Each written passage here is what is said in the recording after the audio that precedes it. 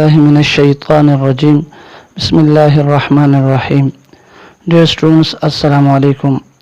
हमारा आज का टॉपिक है class 10th challenging questions, chapter 1, 2, 3। Chapter number 1 में जो चैलेंजिंग क्वेश्चन है उसी को हम सॉल्व करेंगे। इसी तरह चैप्टर नंबर 2 और चैप्टर नंबर 3 में जो चैलेंजिंग क्वेश्चन है उसको हम सॉल्व करेंगे। तो चैप्टर नंबर 1 में चैलेंजिंग क्वेश्चन पहला है एक्सरसाइज 1.1 में क्वेश्चन नंबर 5 है the equation y + 13 into y + a = 0 has no linear term, find value of a। Students, ये हमारे पास क्वेश्चन है। अब हम इसको सॉल्व करेंगे। तो सॉल्व कैसे करेंगे? देखिए स्टूडेंट्स, सबसे पहले हम इस इक्वेशन को लेंगे y + 13 into y + a = 0। इन दोनों को आपस में मल्टीप्लाई करें तो हमारे पास आ जाएगा y²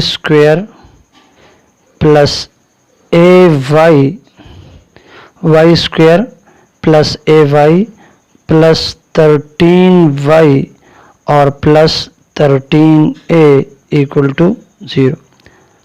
अब देखिए, which implies that y² plus इन दोनों में हमारे पास y कॉमन है तो y को कॉमन करें, a + 13 into y + 13a = 0। अब देखिए स्टूडेंट, हमारे पास ये एक क्वाड्रेटिक इक्वेशन बन गया इन वेरिएबल y। अब इसमें हमारे पास ये y² जो है ये क्वाड्रेटिक टर्म है और ये जो है ये हमारे पास लीनियर टर्म है और ये हमारे पास कांस्टेंट है। ये हमारे पास लीनियर टर्म है, लीनियर टर्म, और ये कांस्टेंट है। लेकिन क्वेश्चन में हमें दिया गया है कि the equation y + 13 into y + a = 0 has no linear term. Mean इसमें लीनियर टर्म नहीं है। तो इसका मतलब है ये जो हमारे पास इसके मल्टीप्लिकेशन से ये जो क्वाड्रेटिक इक्वेशन बन गया, तो according to given condition a + 13y जो है ये हमारे पास लीनियर टर्म है। अब इसको हम 0 के बराबर पुट करेंगे, लेकिन इस सारे को नहीं, a + 13 को 0 के बराबर पुट करेंगे क्योंकि y तो हमारे पास वेरिएबल है। तो according to given condition, according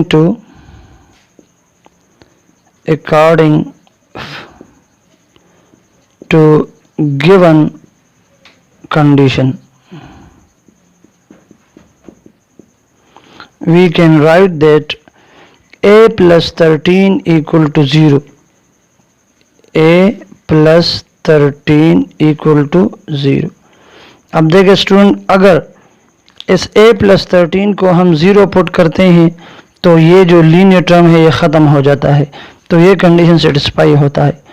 तो इसीलिए हम इस a + 13 को 0 के बराबर पुट करेंगे तो ये लीनियर टर्म ख़त्म हो जाएगा।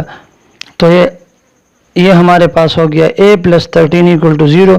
अब subtracting 13 from both sides, a =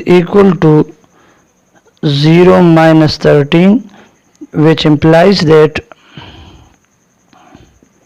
a = -13। तो स्टूडेंट्स, ये हमारे पास a की वैल्यू आ गई। कब? जब हमारे पास y + 13 into y + a = 0 में लीनियर टर्म 0 हो, तो फिर a की वैल्यू क्या होगी? फिर a की वैल्यू a = -13 होगी। दोबारा देखें क्या करना है। सिंपल मेथड है, सिंपल तरीका है। सबसे पहले आप लोगों ने इन दोनों को मल्टीप्लाई करना है। सबसे पहले मैंने इन दोनों को मल्टीप्लाई किया तो ये आ गया। अब ये y² हमारे पास क्वाड्रेटिक है और ये 13 हमारे पास कांस्टेंट है। और इन दोनों में हमारे पास y जो है वो कॉमन थी तो उसको मैंने कॉमन कर लिया, तो a + 13 into y बन गया। अब ये लीनियर टर्म है तो इस लीनियर टर्म को 0 करने के लिए, मतलब इसको ख़त्म करने के लिए, क्योंकि इधर गिवन है इज नो लीनियर टर्म, इसको ख़त्म करने के लिए हम इस a + 13 को 0 के बराबर पुट करेंगे। जब ये a + 13 0 के बराबर हो जाए तो फिर ये लीनियर टर्म ख़त्म हो जाता है। तो ये जो गिवन कंडीशन वो सेटिस्फाई होगा। तो इसलिए मैंने इधर a + 13 को 0 के बराबर पुट किया, फिर सब्ट्रैक्टिंग 13 फ्रॉम बोथ साइड्स, तो a = -13, ये हमारे पास वैल्यू आ गई। अब देखिए students, review exercise 1 challenge question number 5। Question है हमारे पास, find solution to the equation 49x² - 316x + 132 = 0। If you can factorize this successfully, you have probably mastered the art of factorization। ये क्वेश्चन गिवन है review exercise 1 challenge question number 5 में। अब इसको हम किस तरह सॉल्व करेंगे, तो देखिए 49x² - 316x + 132 = 0। अब इसको हम सॉल्व करेंगे बाय फैक्टराइजेशन मेथड। तो हमें ऐसे दो नंबर चाहिए जिसके मल्टीप्लिकेशन से हमारे पास आता हो 49 × 132 = 6468। मतलब इन दोनों को मल्टीप्लाई करने से हमारे पास ये आता है, ठीक है। अब हमें ऐसे दो नंबर चाहिए जिसके मल्टीप्लिकेशन से ये आता हो, मतलब इस और इसका मल्टीप्लिकेशन, और एडिशन से हमारे पास आता हो -316। ऐसे दो नंबर चाहिए कि जिसके एडिशन से ये आता हो और मल्टीप्लिकेशन से ये आता हो।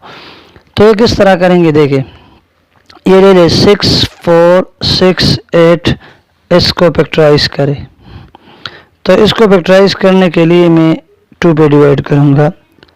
2 3 are 6, 2 2 are 4, 2 3 are 6, 2 4 are 8। फिर ये होता है हमारे पास 2 पे, 2 1 is 2, 2 6 are 12, 2 1 is 2, 2 7 are 14।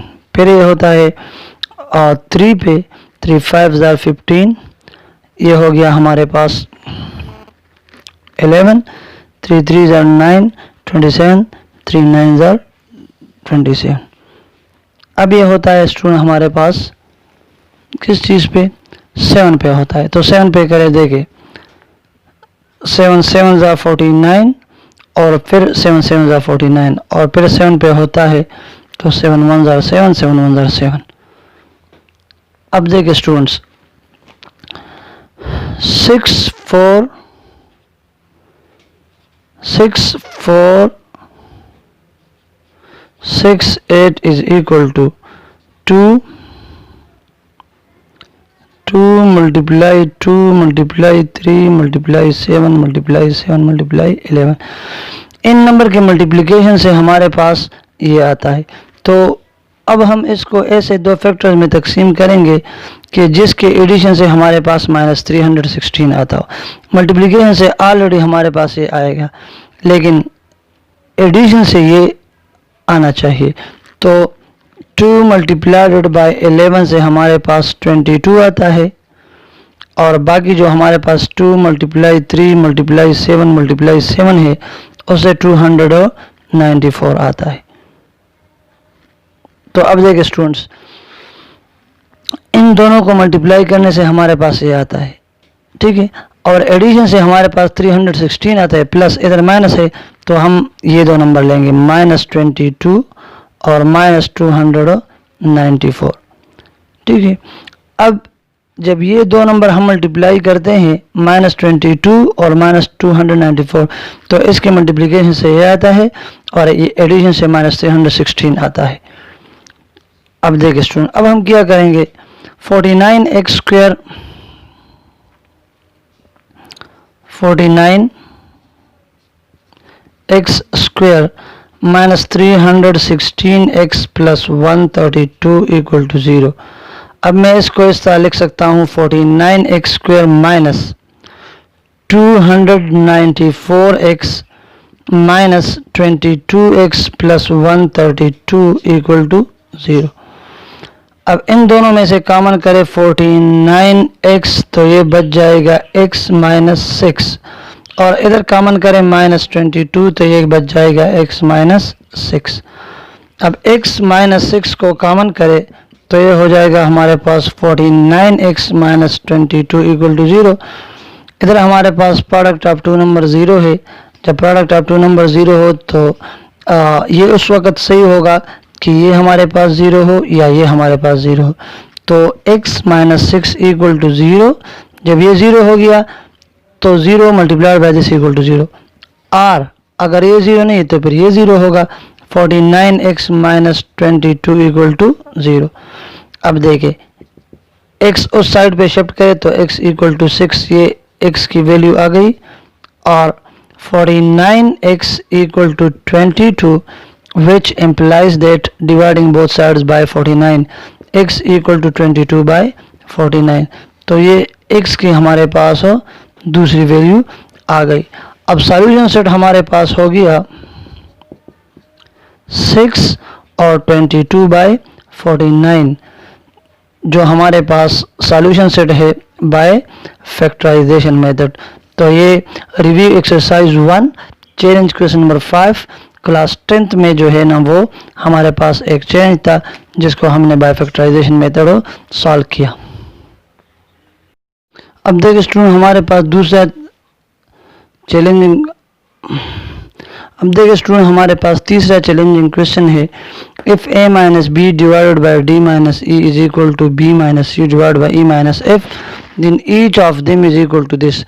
मतलब अगर ये दोनों बराबर हो तो इनमें से फिर ये भी इसके बराबर होगा और ये भी इसके बराबर होगा। इसको हम प्रूफ करेंगे। तो इसको प्रूफ करने के लिए हम के मेथड यूज करेंगे। के मेथड ये है, ये जो गिवन है इसको हम के बराबर लेंगे। Let a minus B divided by d minus e is equal to b minus c divide by e minus f, ये गिवन है हमारे पास। तो इसको हमने के बराबर पुट किया, सही है, ये हमारे पास 1 होगी। अब ये दोनों बराबर है और ये के बराबर है, तो मतलब ये भी के बराबर होगी, ये भी के बराबर हो गया। a minus B divide by D minus E is equal to K, और तो इक्वेशन 2 आ गया। b minus C divide by E minus F is equal to K, ये हमारे पास इक्वेशन 3 आ गया। अब देखिए स्टूडेंट ये भी के बराबर है और ये भी के बराबर है। अब हमें क्या करना चाहिए, अब हम इसको प्रूफ करेंगे कि ये भी के बराबर है। तो इसको प्रूफ करने के लिए पहले हम एक इक्वेशन फाइंड करेंगे। अच्छा, अब ये भी के बराबर है, ये भी के बराबर। अब इसको हम के बराबर प्रूफ करेंगे। तो इसको के बराबर प्रूफ करने के लिए हम क्या करेंगे, देखें मैं ये लिख सकता हूँ a by D is equal to b by E is equal to c by F. ये मैंने अब अपनी तरफ से ले लिया। अब मैं इसको प्रूफ करूँगा कि ये इसके बराबर है और ये इसके बराबर है, ठीक है। तो अगर मैंने ये प्रूफ किया कि ये तीनों बराबर है तो फिर हमारा काम आसान हो जाएगा। अब इक्वेशन 4 को इसको हम मालूम करें कि ये तीनों बराबर है कि नहीं है। देखिए इसको किस तरह मालूम करेंगे, इधर मैंने लिखा है कि a by D is equal to b by E. तो इससे मैं ये दोनों लेता हूँ, a by D is equal to b by E, this will be equal to a minus B divided by d minus E, a minus B divide by D. क्यों, क्योंकि हमारे पास कंडीशन है अगर a by B is equal to c by D हो तो numerator को numerator के साथ हम ऐड कर सकते हैं और डिनोमिनेटर को डिनोमिनेटर के साथ ऐड कर सकते हैं। और इसी तरह हम न्यूमरेटर से न्यूमरेटर को सब्ट्रैक्ट भी कर सकते हैं और डिनोमिनेटर को डिनोमिनेटर से सब्ट्रैक्ट कर सकते हैं। मतलब a प्लस सी की जगह हम a माइनस सी और b प्लस डी की जगह हम b माइनस डी लिख सकते हैं। तो इसी तरह मैंने इधर माइनस लिख लिया, ठीक है। अब देखिए इधर ये हमारे पास एक आ गया। अब ये वाला ले रहे b by E is equal to c by F is equal to b minus C divide by E minus F. तो अभी हमें गिवन है कि ये वाला टर्म और ये वाला टर्म ये दोनों इक्वल है। जब ये दोनों इक्वल है तो मतलब ये इसके बराबर है, ठीक है, और ये इसके बराबर है। तो इसको मिलाकर हम इसी तरह लिख सकते हैं कि a by D is equal to b by E is equal to c by F, ठीक है। अब इसको भी के बराबर हो सपोज करें, इज इक्वल टू के। तो a by D is equal to K, b by E is equal to K और c by F is equal to K. तो a is equal to D K, b is equal to E K और c is equal to F K. ये हमारे पास आ गया। अब देखिए, अब ये हम लेंगे, इधर हम b और c और a की कीमतें पुट करेंगे इसमें, तो देखते हैं कि ये किस चीज़ के बराबर आता है। इधर हम वैल्यूज पुट करते हैं। देखिए, अब इसमें हम ये लेंगे b f minus D plus C D minus A F divided by E into F minus D. इधर हम वैल्यूज पुट करेंगे। b किस चीज़ के बराबर है? e के, तो e के ये हो गया f minus D plus c किस चीज़ के बराबर है? f के, तो f के d माइनस a किस चीज़ के बराबर है? d के, तो d के f हो गया divided by e into F minus D. अब देखिए हमारे पास ये हो गया e के इंटू एफ माइनस डी और ये हो गया प्लस एफ के डी माइनस डी के एफ, ये दोनों कैंसिल हो जाएंगे तो प्लस 0 हो जाएगा divided by E into F minus D. ये हमारे पास है ई के F minus D divided by E F minus D.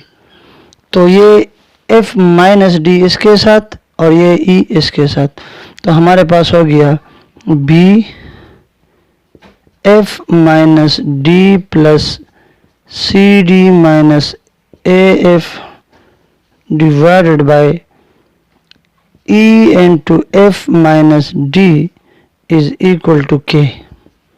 ये हमारे पास इक्वेशन 5 आ गया। अब हम लिख सकते हैं कि स्टूडेंट्स, अब हम लिख सकते हैं कि from equation 2, equation 3 and equation 5 we can say that if a minus b divided by d minus e is equal to b minus c divided by e minus f, then each of them is equal to this, hence proved.